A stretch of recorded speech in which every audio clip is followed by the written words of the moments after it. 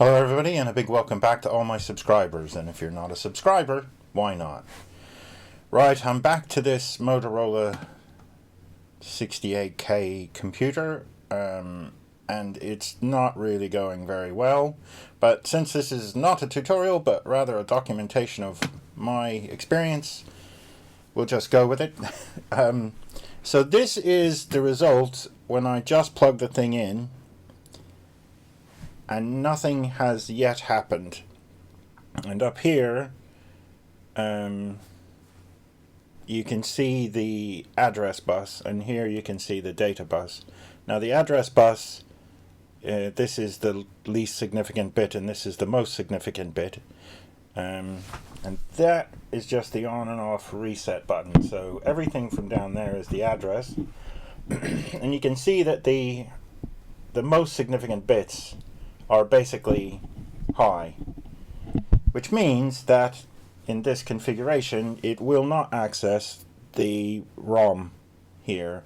In order to access the ROM, these needs to be 0, and when it's 0, this will select the ROM chip to be active. When I do that, however,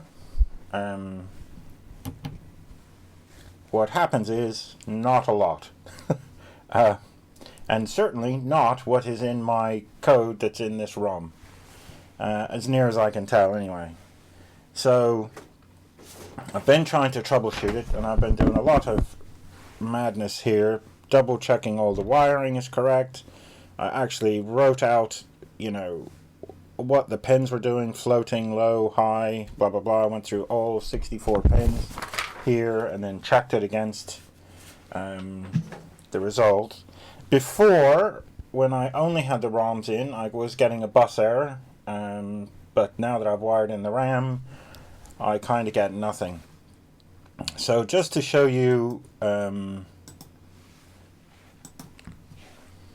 what we're doing here, I have actually created its own little separate thing, and I've just the bootloader.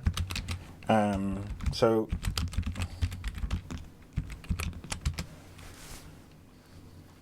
what I'm attempting to do here,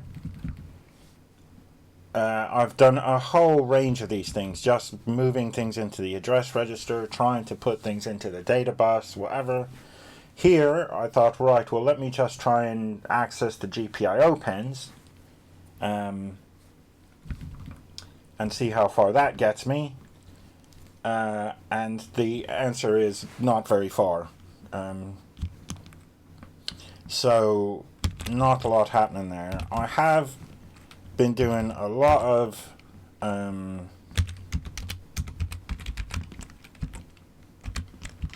comparisons to make sure that what I've written and what I've compiled is actually what's on the ROMs, and so that basically works, but I'm kind of stuck because I don't really know how to proceed from here. Now, let's unplug this. You can see that I have wired up a significant bit of it. So all of the data lines that are going to the GPIO, I have wired up the ROM, I have wired up the RAM. So, something should be happening here. I check all the control signals, they all seemed alright. At one point, like I said, when I only had the ROM in, I was getting a bus error. I no longer get a bus error. So I'm kind of confused about what is happening. It seems like it is never getting to or past the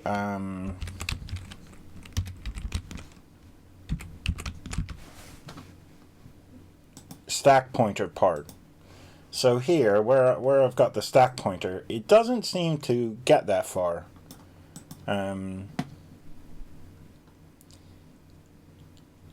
So I'm really quite stuck here. I don't know how to proceed. So if anybody's got any ideas about what I could do to debug or troubleshoot or try and figure out what is going on with this thing, please let me know in the comments, because I'm getting a bit desperate because I really cannot understand why this isn't working. So I've looked at almost all of the signals, and I'm pretty sure everything's going in and out properly. All of the control signals seem to be correct. The clock is correct. I've put oscilloscopes on it. You know, I've run the logic probe across all of the pins. And when it should be high, it is high. When it should be low, it is low. Yeah, it just seems a bit weird. So I'm just continuing to work my way through it. But as I say, this is not a documentary. This is literally me just documenting how this is working for me. And I gotta say, it's way harder than just about every YouTube video I have seen.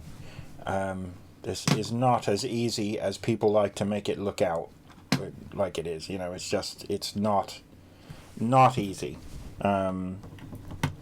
It is kind of confusing as why when you power up it goes into this configuration, but when you do the reset it does the other configuration. So, but this is consistent. This isn't like you know, I've checked these pin numbers and this configuration comes up every single time. So I don't think this is just junk left over in the chip. This seems to be a deliberate thing. Now, according to the manual for the CPU, it does actually start at high memory and works its way down to the low memory. So it might well be a problem there. But when I press the reset button,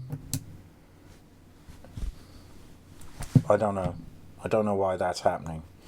I have changed it so that this is supposed to be alternating AA versus 555 in hex, so it alternates between, you know, alternative lights being high and low. That didn't do anything. I have tried to change everything to FFF so that everything is high. That doesn't work. So I do not know why this is happening. And I suspect I'm going to spend a lot more time with this logic probe trying to work out what's going on. Anyway, that's it for me. I hope you enjoy these sorts of videos, even though there was not a lot of progress in this one and not a lot happened. You know, there has been some wiring. I at least managed to check all of the wiring is correct, if nothing else. So hopefully next week I will have figured something out. If anybody has any comments or criticisms or suggestions for how I can proceed with this, please, please, please put them in the comments and let me know what you think I should try next to troubleshoot this problem. Alright, thanks a lot. Like I say, if you haven't subscribed or pressed the like button and all that YouTube jazz, please do so. And I would appreciate it if you could check out my book publishing website, xgipublishing.com. Alright, thanks. Talk to you soon.